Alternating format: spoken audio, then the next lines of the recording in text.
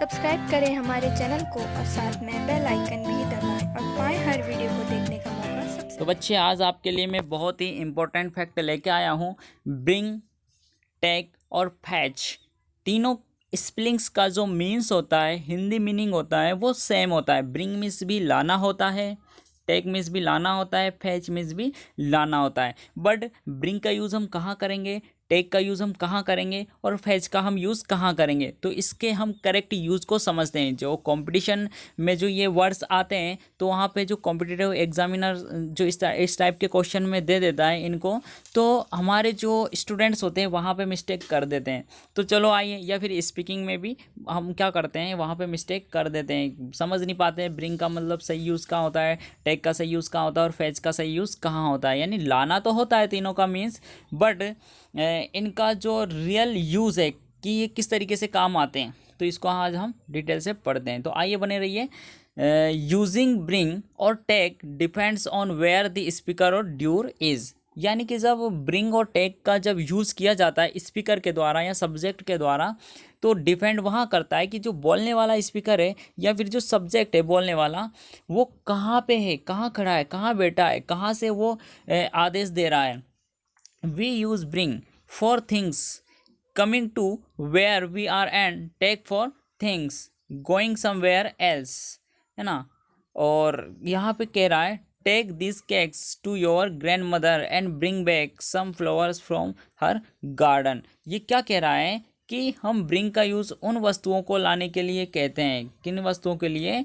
Where we are and take for things going somewhere else, यानी कि कहीं दूर कहीं कोई वस्तु रखी है तो हम उस वस्तु को, और उस वस्तु लाने वाला पर्सन भी हमसे दूर है। जैसे कि हम आप फर्स्ट इमेज में देख रहे हो, ये जो आप फर्स्ट इमेज देख रहे हो, यहाँ पे ये स्पीकर है बैठा हुआ है और ये बोल रहा है ब्रिंग दी न्यूज़पेपर। तो ये डॉग है, ये कहीं से न्यूज़पेपर लेके आ रहा है स्पीकर के पास में, यानी कि ये स्पीकर के पास में क्या लेके आ रहा है, न्यूज़पेपर लेके आ रहा है। ठीक है, तो इसके लिए हम क्या यूज़ करेंगे, ब्रिंग का यूज़ करेंगे किसी भी चीज़ को मंगवाने के लिए, है ना। तो ब्रिंग मीन्स भी लाना होता है। जैसे कि take this cakes to your grand mother and bring back some flowers from her garden. ठीक है, और हम टेक का यूज़ कहाँ करेंगे, टेक फॉर थिंग्स, टेक उन वस्तु के लिए यूज़ होता है। गोइंग समवेयर एल्स, कहीं जा कर के कोई वस्तु लेकर के आना, यानी कि हम किसी के पास कोई वस्तु मंगवाने के लिए उसे भेजते हैं और वो वापस जा कर के और लाता है। ब्रिंग का वहाँ यूज़ होता है जो ओनली वो लेकर आता है। टेक का हम यहाँ वहाँ यूज़ करते हैं जहाँ पे अपने पास से किसी को भेजते हैं और वो क्या करता है, उसको वहाँ जा कर के और फिर अपने पास ले करके आता है। तो जैसे कि take this cakes to your grand mother, अपनी ग्रैंड मदर के लिए ये केक ले जाइए, एंड ब्रिंग लेकर के आइए some flowers from her garden, और उनके बगीचे से कुछ फूल लेकर के आइए। ठीक है, तो यहाँ पे हमारा ब्रिंग यूज़ हुआ, यानी ब्रिंग का यूज़ ओनली लाने के लिए यूज़ होता है, बट टेक का यूज़ जो होता है वो किसी वस्तु को जा कर के लाने के लिए यूज़ होता है। जैसे आप नीचे देख रहे हो लास्ट वाला जो इमेज है, यहाँ पे टेक दी न्यूज़पेपर, यानी कि किसी के लिए लाना या ले जाना। तो यहाँ पे ये क्या लेके जा रहा है, मान के चलो ये न्यूज़पेपर लेके जा रहा है, टेक दी न्यूज़पेपर, है ना। तो यहाँ पे ये स्पीकर के पास से जा रहा है न्यूज़पेपर को लेकर के। इसी तरीके से यहाँ पे केक लेकर के कि take this cake to your grand mother, कि ये केक अपनी ग्रैंड मदर के लिए ले जाइए और वहाँ उनके बगीचे से कुछ फूल लेकर के आ जाइए। तो समझ गए हो आप टेक और ब्रिंग का हम यूज़ कहाँ करते हैं, इमेज से और अच्छे से आप समझ लेना। अगला है हमारा फैच का यूज़, कि हम फैच का यूज़ कहाँ करते हैं। टू फैच मीन्स, फैच का मीन्स होता है टू गो समवेयर, यानी कि कहीं पे भेजना, एल्स एंड कम बैक, और वापस आना, विद समथिंग प्लीज़, यानी किसी वस्तु के लिए कहीं पे भेजना और वो वस्तु लेकर के आना। जैसे हम इमेज में देख रहे हैं कि ये स्पीकर है, ये स्पीकर जो है ये डॉग को बोल रहा है कि फैच दी न्यूज़पेपर, यानी न्यूज़पेपर कहीं दूर रखा है और स्पीकर के पास में ही डॉग है, तो उस डॉग को बोल रहा है वो कि फैच दी न्यूज़पेपर, यानी न्यूज़पेपर लेके आओ। तो कुत्ता क्या कर रहा है, जो डॉग है वो न्यूज़पेपर लेने के लिए सब्जेक्ट के पास से, स्पीकर के पास से न्यूज़पेपर लेकर के फिर वापस क्या करेगा, वो न्यूज़पेपर ला के फिर वापस स्पीकर के पास आएगा, यानी जा कर के लाना, है ना। तो उसके लिए फैच का यूज़ किया जाता है। जैसे हम एग्जांपल समझते हैं इसमें, please fetch me a glass of water, यानी कि मेरे लिए एक गिलास पानी का लेकर के आइए। गो एंड कम, जाइए और वापस आइए with a glass of water, एक गिलास के साथ में। तो अच्छे से मैंने कुछ डिक्शनरी से इनके authentic words English to English लिए हैं, तो देखते हैं उनको। ब्रिंग का यूज़ हम करते हैं to come to a place with somebody something.